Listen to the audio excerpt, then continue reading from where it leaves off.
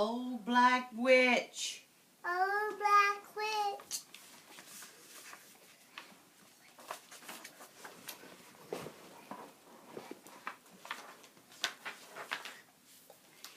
Nick and his mother had made a long trip to New England. They didn't have much money and they wanted to buy an old house and turn it into a tea room. Nicky's mother had in mind a special kind of house for a tea room. She thought it should be old and warm and cozy. They looked and looked for such a house. At last they found a man who said he had just the right house for a tea room. He said it was old and warm and cozy. What he really thought was it was old, broken down, and dreadful. Nicky and his mother were too tired even to think. They bought the house.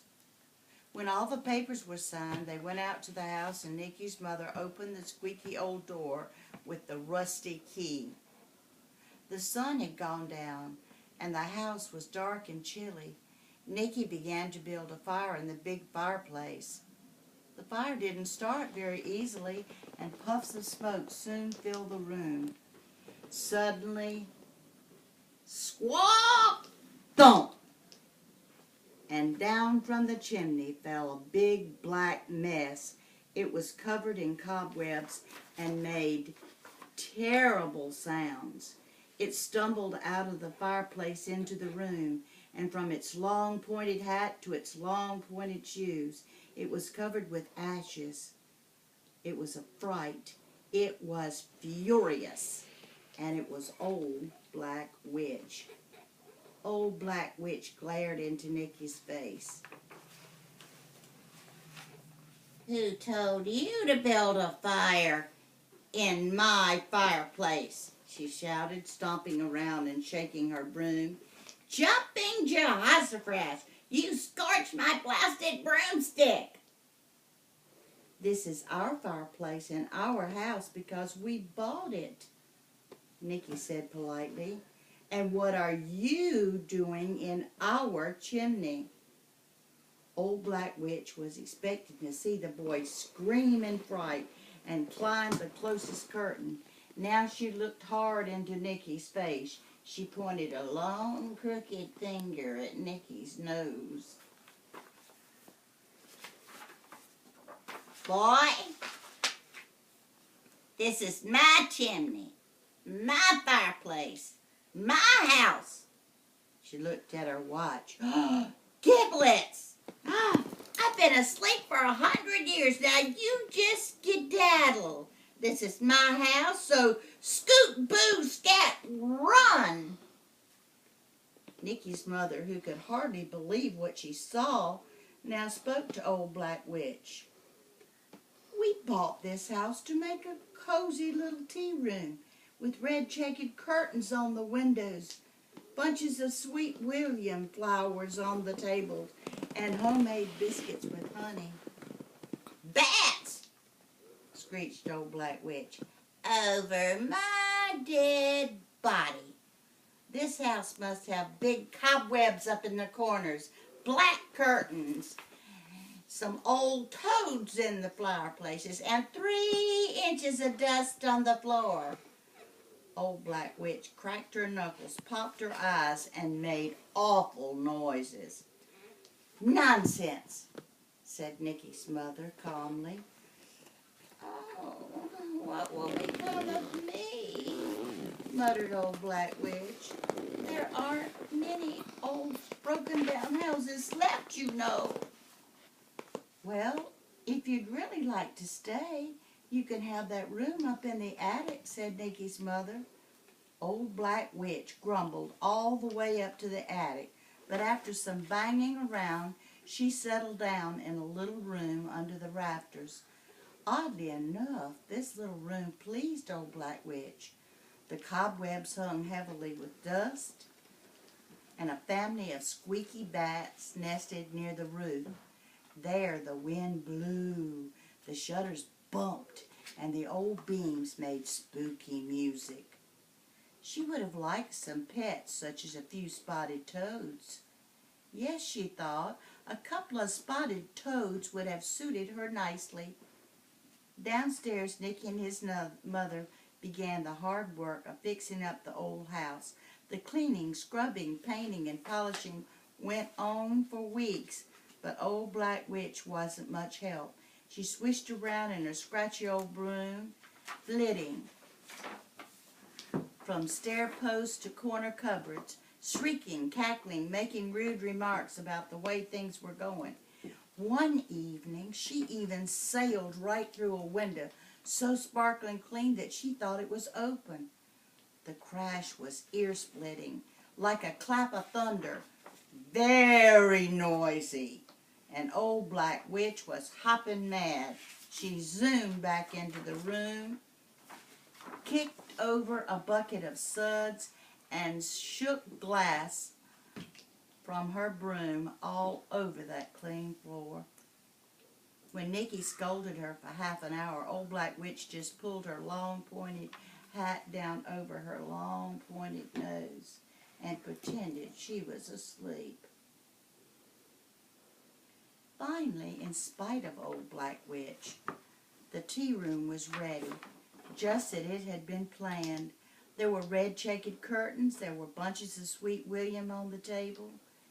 The homemade biscuits were delicious, and the blueberry pancakes were the best for miles around.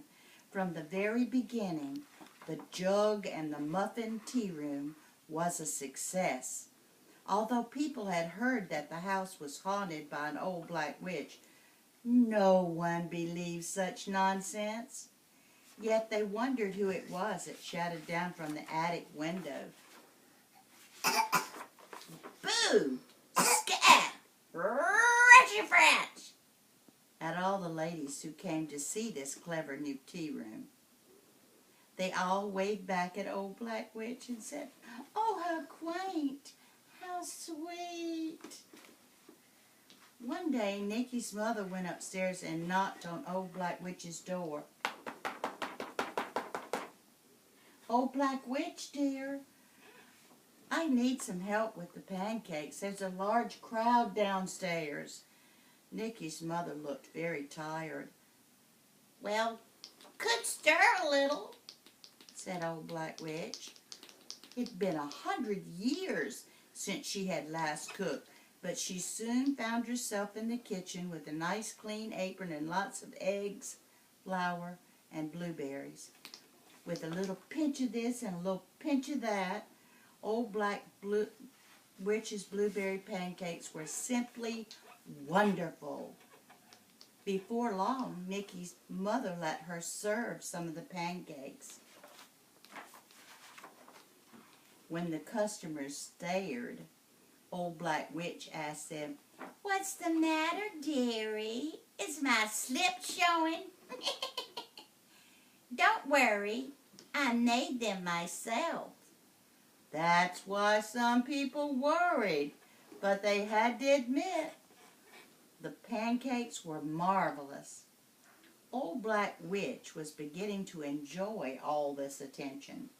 Soon she began singing in her cracked voice as she put the pancakes on the table.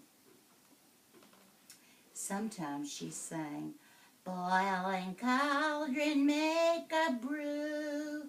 What kind of berries make pancakes blue?" Or, "Boiling bubble, dance a jig. If you eat all these, you're a polka-dotted pig."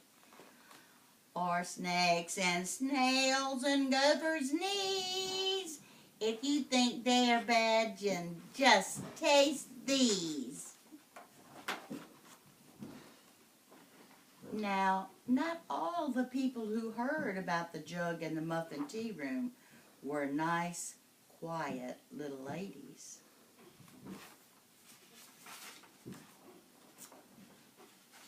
Let's go in the house. Stories of the famous tea room reached the ears of two very greedy thieves who decided to pay a visit out to the old house. They made very careful plans. They put on their sneakiest sneakers, and with a final shh, they made their way through the dark. The night was blue, with a great lemon moon peeking through the trees. It was Old Black Witch who heard them. She tiptoed down from the attic, and in the light of that great lemon moon, she saw the thieves shaking money from the sugar bowl into a bag. Her face wrinkled into a smile, and her eyes glowed in the corner where she hid. Old Black Witch knew about evil and believed it to a point. These were her kind of people. She was just about to cackle, "Go to it, boys," when she realized that they were stealing from her. After all, her blueberry pancakes had made the money in that sugar bowl. Sudden fury made her hop up and down and bang the floor with her broom. The greedy thieves were startled and frightened until they saw that Old Black Witch was really quite tiny. They picked her up, sputtering and kicking, and stuffed her into an almost empty flour barrel. Then they went back to their stealing. However, the two thieves did not see the lid of the barrel rise. They did not hear Old Black Witch whisper 3 magic words. They did not see her eyes cross twice. And then with a sudden puff of smoke, the thieves suddenly disappeared. Where they'd been, 2 green and brown toads blinked at each other in the moonlight. Toad? In a twinkling, Old Black Witch scooped them up in her apron and popped them into a wooden cage. And from then on, Old Black Witch had 2 strange spotted toads up in her room. Things went along very well for everyone after that. Old Black Witch helped quite often in the tea room. She demanded days off in which to be nasty, but then most witches would. Nikki's mother no longer looked tired. Nikki grew rosy in the country air. Old Black Witch often told stories to Nikki about the bad old days. "But I know you are really a good witch," he would say, looking at her fondly. Why? When Old Black Witch Why? would look out because he loved her, yes. Then Old Black Witch would look out the window, crack her knuckles, and wink at that dusty old crow that lived up in the mulberry bush. "Bats," she would say. "Bats, crickets, and snakes' knees."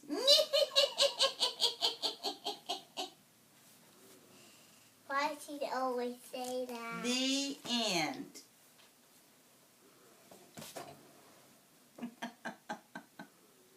The end. Did you like it? Yeah,